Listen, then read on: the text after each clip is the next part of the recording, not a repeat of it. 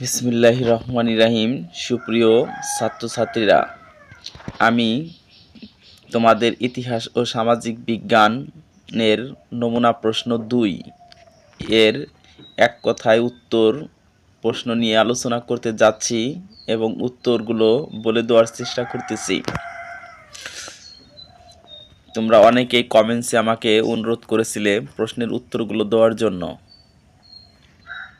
যে প্রশ্নের নম্বর 1 করে, সামাজিক নিয়ন্ত্রণকে কয় ভাগে ভাগ করা যায়? উত্তর 2 ভাগে। বর্তমান ভারতের পশ্চিমবঙ্গে কোন জেলা পাওয়া যায়?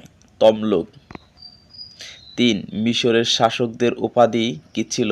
ফারাও। 4. টাইগ্রিস ও ইউফ্রেটিস নদী কোথায় অবস্থিত? উত্তর ইরাক। 5. আর্কটিক তন্ড্রা অঞ্চলে স্থায়ীভাবে হিমায়িত মাটির স্তর দেখা যায় যাকে বলা হয় পারমাফ্রস্ট।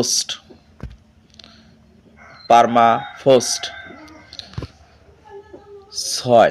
সমুদ্র বায়োমের লবণ সহিষ্ণু উদ্ভিদকে কি বলা হয়? হ্যালোপিটেস্ট।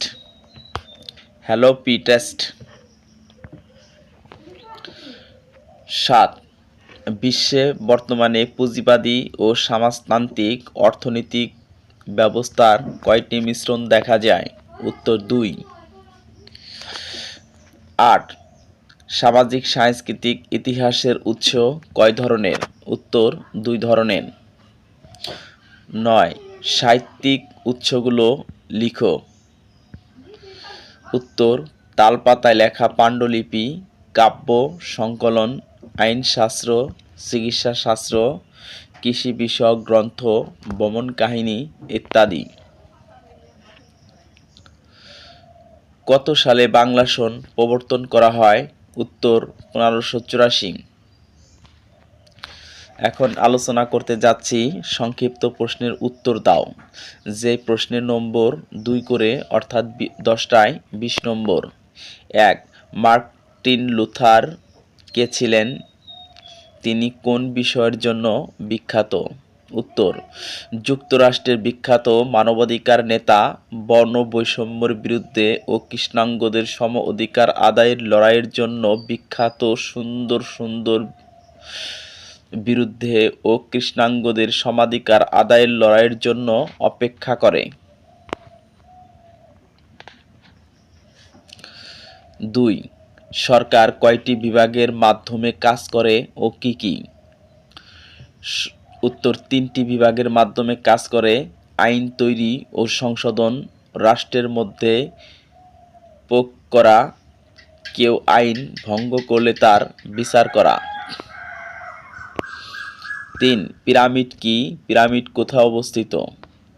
উত্তর পিরামিড অর্থ হলো মরা মানুষের ঢিবি, অর্থাৎ পিরামিড হলো একটি বিশেষ ধরনের স্থাপনা যা সাধারণত 3টি বা তার চেয়ে বেশি ত্রিভুজাকার পৃষ্ঠ দিয়ে তৈরি হয় এবং একটি শীর্ষবিন্দুতে সমাবেশ ঘটে।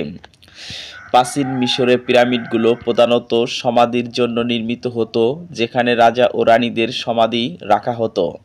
সবচেয়ে পরিচিত পিরামিড হলো গিজার পিরামিড, যা বিশ্বের 7টি আশ্চর্যের মধ্যে একটি। পিরামিডগুলি প্রাচীন মিশরের স্থাপত্য ও প্রকৌশলের চমৎকার উদাহরণ। পিরামিড মিশরে অবস্থিত। হায়ারোগ্লিফিক কি? উত্তর হায়ারোগ্লিফিক্স হচ্ছে পবিত্র খোদাই কর্ম, অর্থাৎ চিত্রভিত্তিক লিপি, যা ক্রমে ক্রমে অক্ষরভিত্তিক লিখন পদ্ধতিতে পরিণত হয়। এটি আরও একটি প্রাচীন লেখনী পদ্ধতি যা মূলত প্রাচীন মিশরের ভাষায় লেখার জন্য ব্যবহৃত হতো। এই পদ্ধতিতে চিত্রকল্প ও প্রতীক ব্যবহার করা হতো এবং এটি ধর্মীয় ও প্রশাসনিক নথিতে দেখা যেত। হায়ারোগ্লিফিক্স লেখার চিত্রগুলি বিভিন্ন শব্দ, ধারণা বা ধারণার প্রতিনিধিত্ব করে। এটি প্রাচীন মিশরের সাংস্কৃতিক ও ঐতিহ্যের একটি গুরুত্বপূর্ণ অংশ। 5. সাংস্কৃতিক কি? সাংস্কৃতিক শব্দটি সাংস্কৃতিক সম্পর্কিত। সাংস্কৃতিক হলো মানুষের জীবনযাত্রা, বিশ্বাস, মূল্যবোধ, শিল্প, ভাষা, ঐতিহ্য এবং সামাজিকীকরণের সমষ্টি। সাংস্কৃতিক দৃষ্টিকোণ থেকে এটি একটি সমাজের রীতি নীতি, ধর্মীয় অনুষ্ঠান, শিল্পকলা, সাহিত্য ও সঙ্গীতের মতো বিষয়গুলোর অন্তর্ভুক্ত থাকে। সাংস্কৃতিক বিষয়গুলি একটি জনগণের পরিচয় ও ঐতিহ্যকে চিহ্নিত করে। সামাজিক ইতিহাস কাকে বলে? সামাজিক ইতিহাস হলো মানুষের সমাজ ও তাদের সম্পর্কের ইতিহাসের অধ্যয়ন। এটি কিভাবে সমাজের বিভিন্ন গোষ্ঠী, শ্রেণী ও সংস্কৃতির মধ্যে অন্তঃক্রিয়া ঘটে সেই বিষয়গুলো বিশ্লেষণ করে। সামাজিক ইতিহাস সাধারণত মানুষের দৈনন্দিন জীবন, পরিবার, সমাজের রীতিনীতি, অর্থনৈতিক কার্যকলাপ এবং সামাজিক পরিবর্তনের দিকে নজর দেয়। এই শাখাটি ইতিহাসের আরও গভীর ও বাস্তবিক দিকগুলোর উদ্ঘাটন করে। সামাজিক সাংস্কৃতিক ইতিহাসের প্রত্নতাত্ত্বিক উৎসগুলো কী কী? সামাজিক সাংস্কৃতিক ইতিহাসের প্রত্নতাত্ত্বিক উৎসগুলো অন্তর্ভুক্ত করে বিভিন্ন ধরনের প্রমাণ যা প্রাচীন সমাজের জীবনযাত্রা, সাংস্কৃতিক ও সম্পর্কের দিকগুলো তুলে ধরে। প্রধান প্রত্নতাত্ত্বিক উৎসগুলো হলো: ১. মাটির তৈরি জিনিসপত্র, পাত্র, সরঞ্জাম, অস্ত্র ইত্যাদি। ২. ভাঙা ও স্থাপনা, বাড়ি, মন্দির, সমাধি ইত্যাদির অবশিষ্ট অংশ। অবিজ্ঞান ও শিল্পকর্ম, প্রাচীন চিত্র, ভাস্কর্য ও অলঙ্কার। কবরস্থান ও সমাধি, মৃতদেহ, সমাধির সাথে থাকা জিনিসপত্র। বসতি অবশেষ, মানুষের বসবাসের স্থান, চাষাবাদ করা জমি। ৬. প্রাকৃতিক পরিবেশ, জলাভূমি, পরিবেশের পরিবর্তন ইত্যাদি।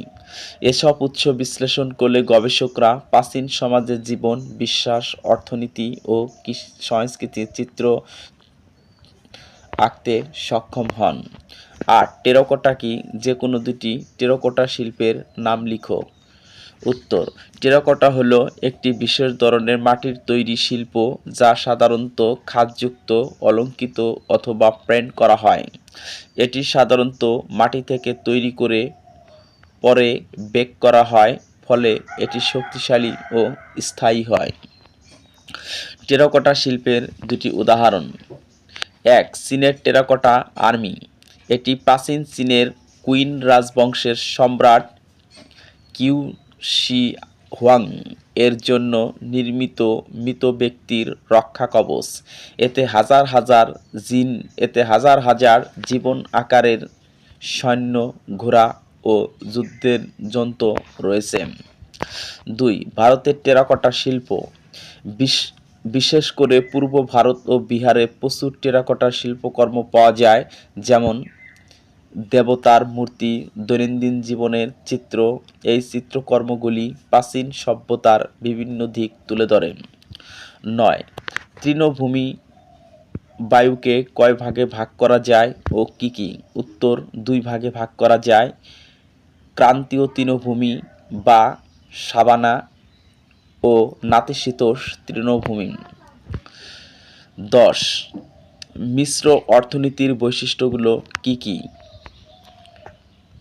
উত্তর: সামাজিক নিরাপত্তা, আয় বৈষম্য, ব্যক্তিগত ও সরকারি খাতের সহ অবস্থান, সম্পদের মালিকানা, মুদ্রাস্ফীতির উপস্থিতি, দাম ব্যবস্থা ও সরকারি নির্দেশের ভূমিকা, উৎপাদনের স্বাধীনতা ও রাষ্ট্রীয় নিষেধাজ্ঞা, অর্থনৈতিক পরিকল্পনা, মুনাফা অর্জন স্বীকৃতি ও ভোক্তার সক্রিয় স্বাধীনতা।